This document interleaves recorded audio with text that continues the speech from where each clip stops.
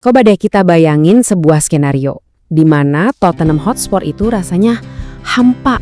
Bayangin kalau nggak ada lagi senyuman khas dari kapten mereka dan tiba-tiba klub ini kayak kehilangan cahayanya. Apa coba yang tersisa? Mungkin cuma gelap dan perjuangan buat nggak terlempar dari liga utama. Nah, di skenario ini ya beginilah kondisi mereka. Tim yang baru aja angkat trofi, sekarang malah terseok-seok, kebingungan, dan yang paling parah, diancam degradasi. Pertanyaannya, apa mungkin cuma karena satu orang pergi bisa bikin semua hancur berantakan begini?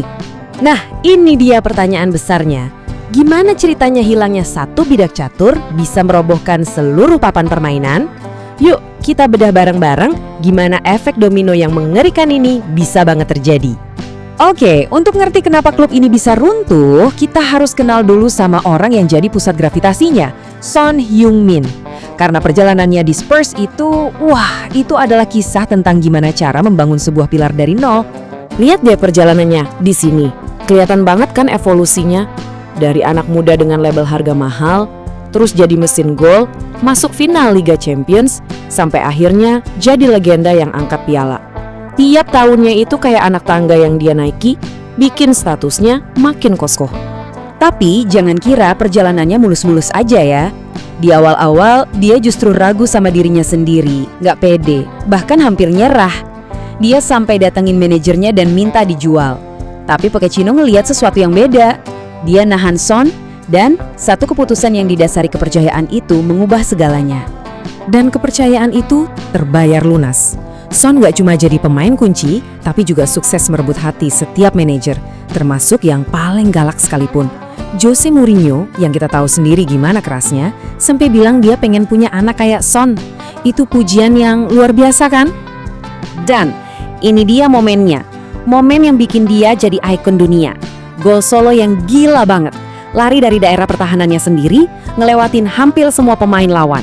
Mourinho sampai kasih julukan Sonaldo Nazario, disamain sama legenda Brazil Ronaldo. Gol ini bahkan menang Puskás Award sebagai gol terbaik di dunia tahun itu. Nah, ini puncak ketajamannya. Dia bikin 23 gol dan dengerin ya, tanpa penalti satu pun. Ini sekaligus mencatatkan sejarah loh. Dia jadi pemain Asia pertama yang pernah menang sepatu emas Premier League. Ini bukti kalau dia itu dominan banget di liga paling susah di dunia. Tapi kita lanjut dulu.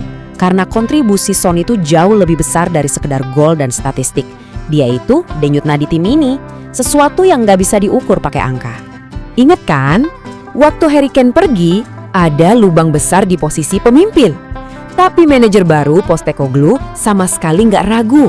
Dia tahu persis cuma ada satu orang yang auranya kuat dan dihormati semua orang di ruang ganti. Son pun resmi jadi kapten dan ikatannya sama klub jadi makin kuat. Nah, ini contoh nyata kepemimpinannya. Dia bukan tipe kapten yang cuma teriak-teriak, dia itu mentor. Bayangin, dia baru balik dari turnamen internasional, capek, tapi di momen genting, dia nggak egois. Malah dia kasih panggung buat pemain muda biar bersinar. Itu baru namanya pemimpin sejati. Dan inilah puncaknya, mahkota dari pengabdiannya selama 1 dekade. Setelah penantian panjang selama 17 tahun, Spurs akhirnya juara. Dan Son, walaupun cuma masuk dari bangku cadangan, berhasil mengubah permainan. Semangatnya itu nular.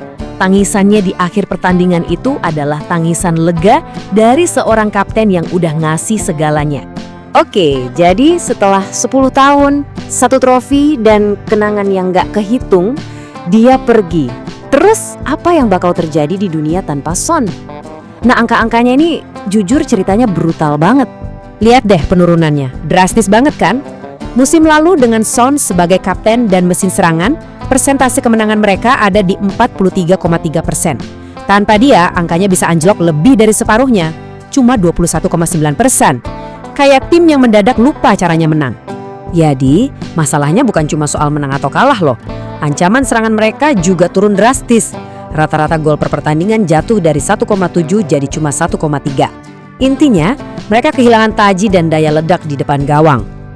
Kalau masih kurang yakin, lihat data ini deh. Ini bukti yang paling kuat. Bahkan waktu dia masih di klub, perbedaannya udah kayak langit dan bumi.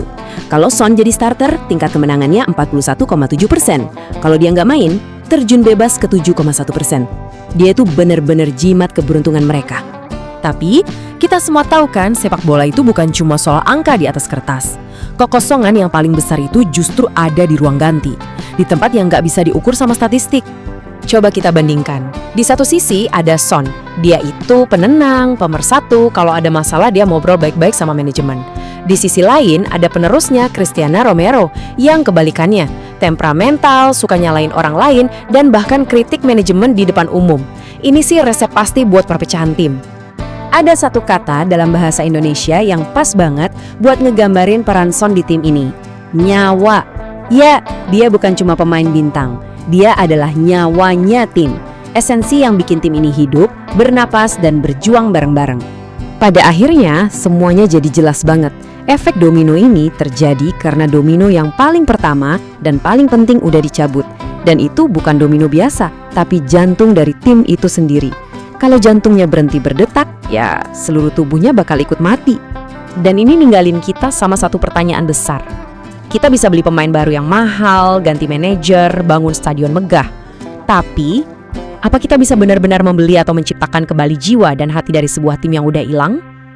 Coba deh pikirkan tentang itu.